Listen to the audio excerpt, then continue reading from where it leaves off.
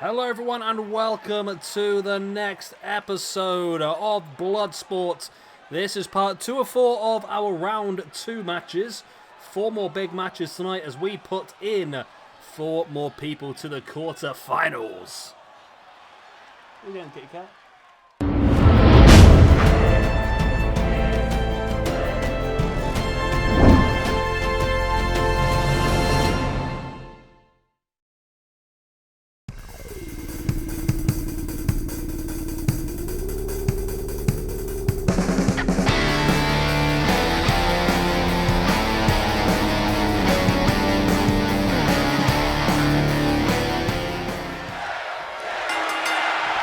And here we go, opening the night off with Bryan Danielson versus Braun Strowman. Now in the first round, Bryan Danielson was successful against Kushida, whereas Braun Strowman took down Tom Lawler. So both had pretty decent results in the first round. And both looking to make their way into the quarterfinals. We've had some big eliminations so far, and the brackets are completely wide open now. And there's every opportunity that either of these two men could go on and win the championship. Well, at this point in time, it's not looking likely for Danielson, who is completely being demolished here by Strowman. Danielson, big boot across the guts. Springs Strowman into the cage. Again, the forearm into the spine. Strowman drops. Wow. Like Strowman had broke his arm there for a second, and Danielson really working on that arm now, which was recently pointing in the complete wrong direction.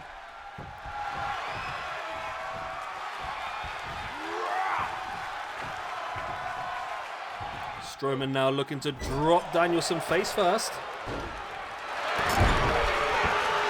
And now raining down with a big strikes into the gut. Strowman with a kick in the back of the head of Danielson now as well. Danielson able to fight back though, and he's going to have to use his speed. He's going to have to use his technical ability. There's no way he's going to be able to outpower Strowman. Lovely arm breaker there, and wrenches back at the arm once again.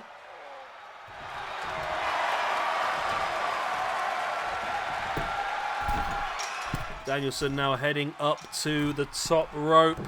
Looking at a big elbow into the spine on Strowman. Big boot into the gut as well. As Danielson once again wrenching back at the arm.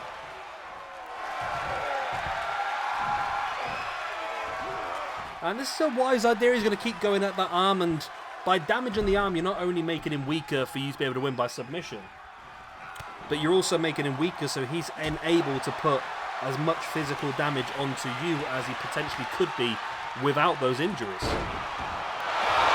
Strowman there with a sidewalk slam. Both guys back up on their feet, and you see Danielson trying to be smart, but he just gets outpowered on every opportunity, and this is going to be the big difficulty for him. He needs to lock in that submission and take down his opponent, really.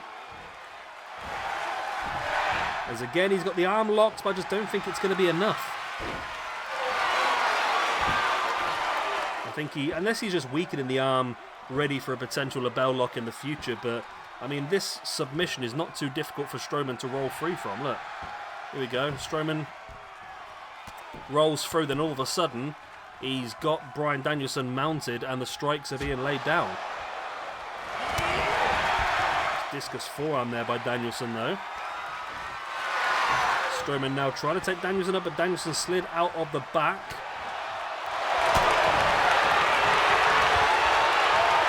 Strowman now just pinching away at the shoulders of Danielson.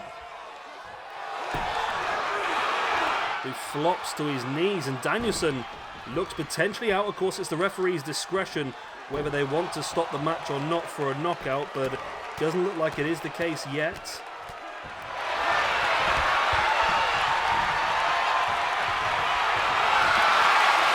And Strowman now locking in this submission hold. We've seen him win many a match like this in the past. Will this be another one? No, Danielson swinging those legs around. Can he break free? He's flopping around like a fish, isn't he? Not going well at all. Strowman launching the arm of Danielson into the mat before taking him up on the shoulders in for that running power slam. And at this point, it seems like a matter of when Strowman is going to win this one rather than if. Launching Danielson around now. It's going to take quite a bit here for Danielson to get back into this one, methinks. Strowman here with a beautiful Boston Crab.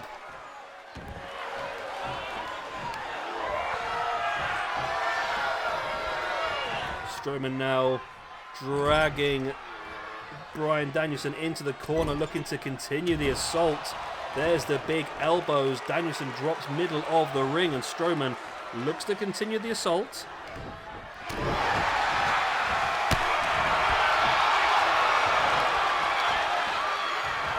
Strowman now up with... Oh, Strowman's got it with a butterfly suplex. The referee finally decides it's time to stop this one. And there we go. Braun Strowman eliminates Bryan Danielson. That's another surprising result for me. I mean, Bryan Danielson is probably better suited for the pure championship tournament when that comes up rather than this style. But I really did think he would do better than this. That drops him down to +9 in the rankings. Whereas Braun is going to go up to a +4. In the battle of brains over Braun, it was Braun that came out on top.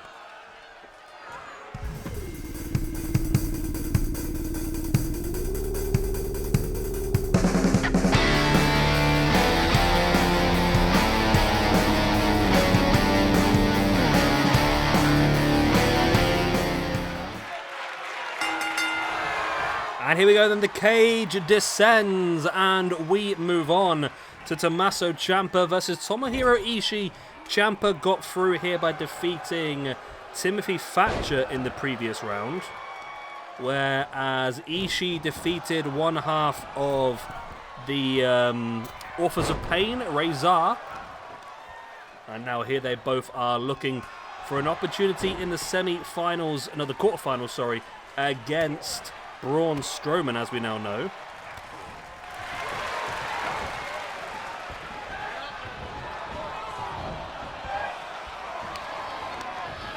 It's a pretty interesting group of people in the quarters. I mean, I'm still not sure by any stretch of the imagination who's going to win. I was sort of pinning my hopes on what's his name? Lesnar, to be honest with you. I thought he'd be a great winner. I mean, Ken Shamrock would be pretty good. Dan the Beast 7. Is he already out? I think he might already be out, you know. I can't remember now.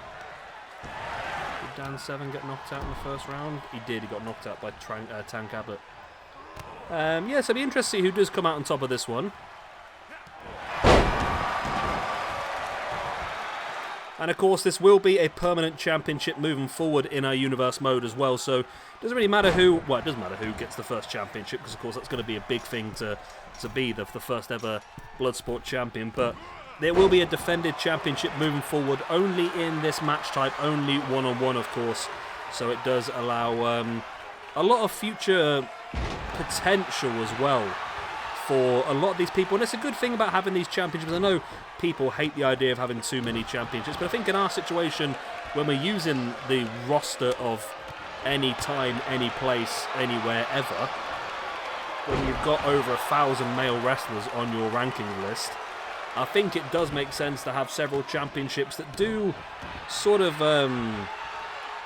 fit into certain brackets, because it does allow us to use different people at different times. I mean, there's some people in this tournament that probably never would have seen the light of day until this tournament became a thing. So that's what I'm sort of hoping moving forward. As there's the Cloverleaf locked in. Ishii's leg strength, though, able to break free.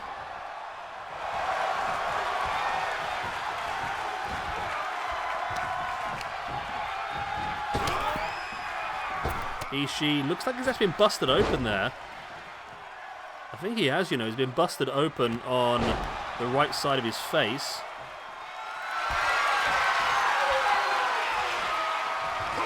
And Ishii now, is he looking for that brain buster? This could be enough to put him through, you know. Boom, there's the brain buster, but no, the ref allows the match to carry on.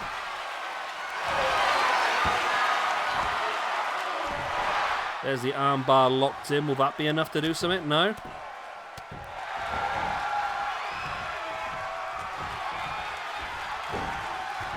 As a pop-up power bomb. Wow.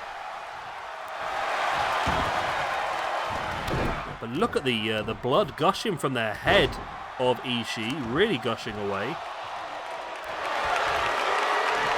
Ishii now. Oh, Ishii's really been heavily busted open.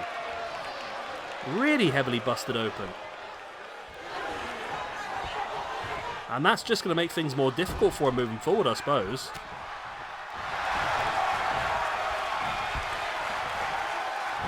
As Ishii now taking Ciampa up and dropping him down with that big suplex. What's up, big cat? As Ciampa now taking Ishii up on the shoulders, in with that Project Ciampa. And somehow Ciampa's pulled this one off. Wow, Ishii was dominating, but Ciampa moves through to the quarterfinals. Let's see what that does then. Ciampa. Right, no, I missed the M. There we go, Ciampa. He was on -1, that's going to move up to 0. Whereas Ishii was on +3, this is going to move him down to +2. Right, let's continue moving on.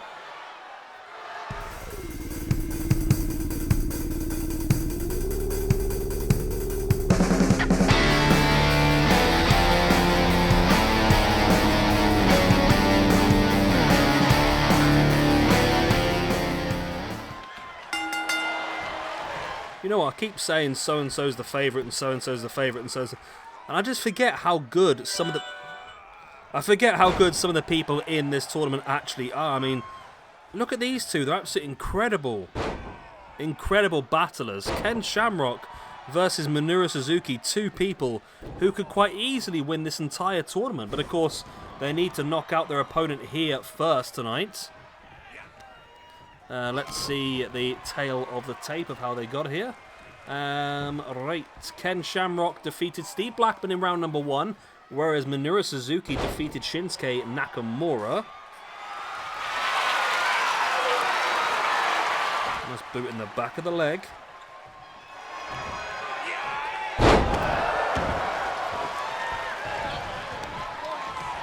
Ken Shamrock now wrenching away at the arm. And now raking his forearm across the face now of the grounded Suzuki. Yeah, I mean, either one of these two could quite easily become this first champion.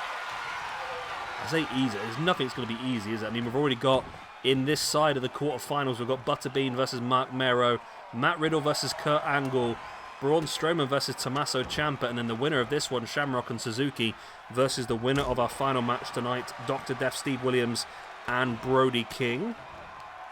You think Brody King's going to win, do you? Seems like the cat is a Brody King fan. Shamrock now with the big knees into the gut of Suzuki. Before now raining down with the strikes as well.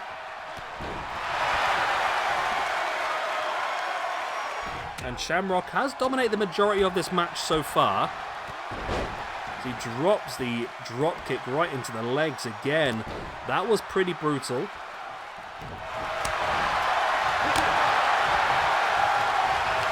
Suzuki now sending Shamrock into the cage wall.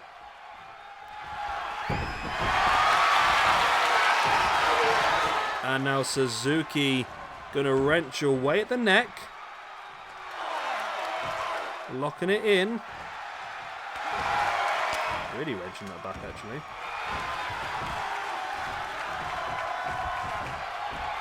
Shamrock now taking Suzuki up onto the shoulders. Suzuki able to break free, but Shamrock once again with the strikes. And now locking in that sleeper hold, which ironically is the maneuver that Suzuki likes to win his matches by normally. But Suzuki, of course, because he uses that maneuver so often, he knows exactly how to get out of it, doesn't he, really?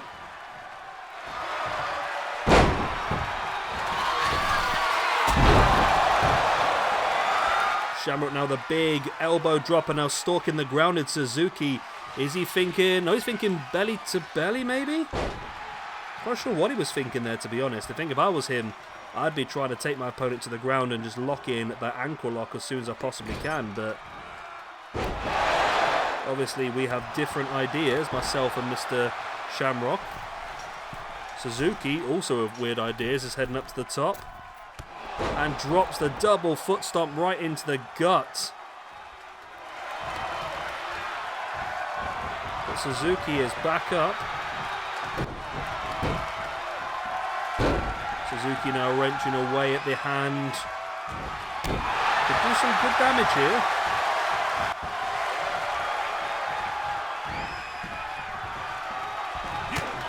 Suzuki now with a strike on Shamrock, and now Suzuki lock it in. The sleeper hold of his own. Will this be enough? Shamrock able just about to wiggle free.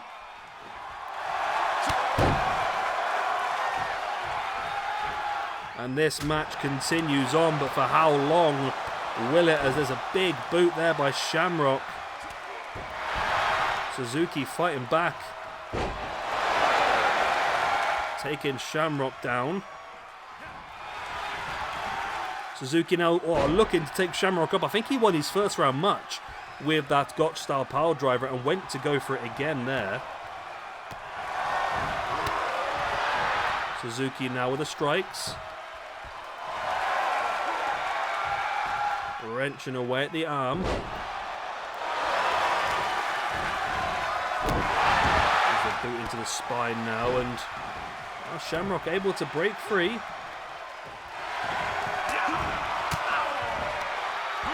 Suzuki though with a big elbow into the guts. And this match is really going back and forth. It really could go either way at this point. Oh, but that jumping knee strike might give Suzuki the advantage as he takes Shamrock down to the ground now. Big boot into the spine.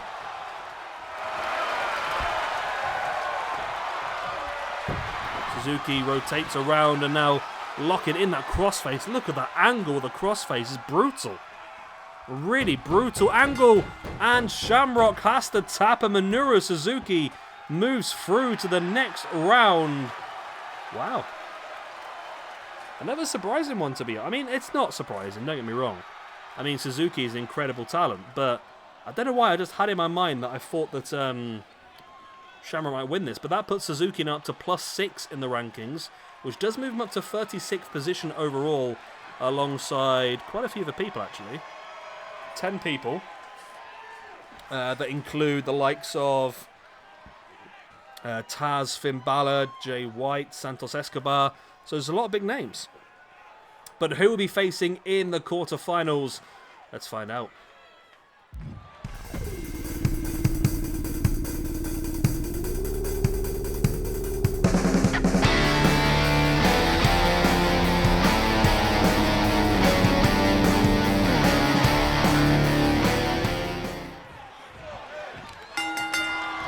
And here we go, the main event of the evening. Dr. Death, Steve Williams versus Brody King.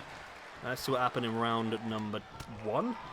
Dr. Death, Steve Williams got through by defeating Bam Bam Bigelow, whereas Brody King defeated John Moxley, which again was another surprising win for me in this tournament. And of course, the winner of this one will go on for a match against Minuro Suzuki. And really could be either of them, to be honest with you. Very needy cat at the moment who just wants constant attention. When I stop giving it to her, she grabs me with her claws for more attention. Needy, needy, needy. Yes, I know you're needy. I'm telling them how needy you are. Brody King now taking Dr. Death up into that fall-away slam, launched him halfway across the ring. That's pretty brutal, wasn't it? Dr. Death now looking for the knee in the gut of Brody King, but Brody fighting back, and there's a beautiful clothesline. Brody King now taking Dr. Death up. Whoa. The Dr. Death, I didn't see what happened then. I was looking at the cat. I do apologise. Told you she's very, very needy at the moment. Dr. Death now up onto the top corner. Not something I expect to see from him that often, and that's why high risk, high reward, and he got none of the reward and all of the risk there. Completely missed the elbow drop. Brody King with a big splash. And now Brody dropping the body weight across the arm. Again, dropping his boot across the arm. And now Brody King wrenching back at the neck.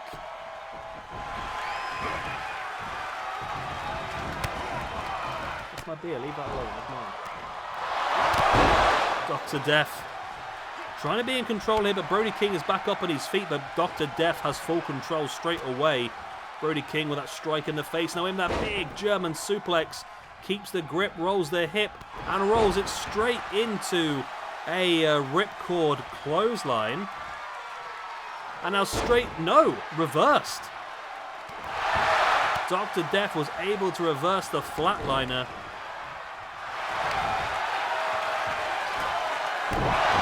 And there is the drop on the arm.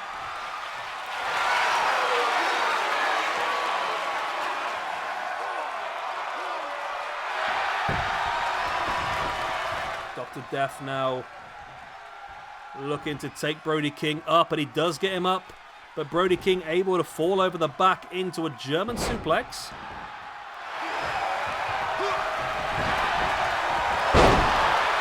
Nice spear there by Dr. Death. Brings Brody King back up to a standing base, looking for the strike in the face, but Brody slapped him away. Dr. Death swings, catches the leg, looking for that regal plex. Wow, folded Brody King in half.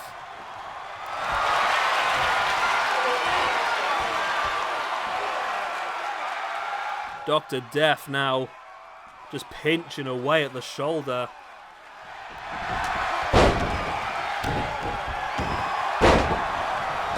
the hell just happened? I had a sip of my beer and for some reason Dr. Death just defied the laws of physics. Hey ho, whatever floats his boat, I suppose. As Brody King wrenching back at the neck of Dr. Death, Steve Williams once again. Williams slides free. Dr. Death taken up. Gorilla press. Look, just pressing him above their head, showing that strength. Dropping him now face first into the mat. Brody King now in with that big flatliner. And that is game, set, match. Brody King eliminates Dr. Death. Steve Williams and Brody King moves through to the quarterfinals for that big match against Minuro Suzuki. Massive win there for Brody King. He's really coming into it this year. Of course, one half of the current tag team champions as well, alongside Malachi Black as the House of Black. Not only that, he's now moved up to +5 in the singles rankings. And Dr. Death, there he is. He's going to move down to -1 in the rankings. Well, there we go. Another day, another dollar. Hope you've enjoyed. Of course, if you have, hit the like, subscribe, all the other good stuff. And we'll see you again tomorrow when we've got another round of second round matches for you. We've got Bobby Lashley versus Alberto Del Rio, Conor McGregor versus Tank Abbott, Mike Tyson versus Eric, and Bart Gunn versus Antonio Inoki. Right, well, love you and leave you. Good night. God bless. Tatty buys.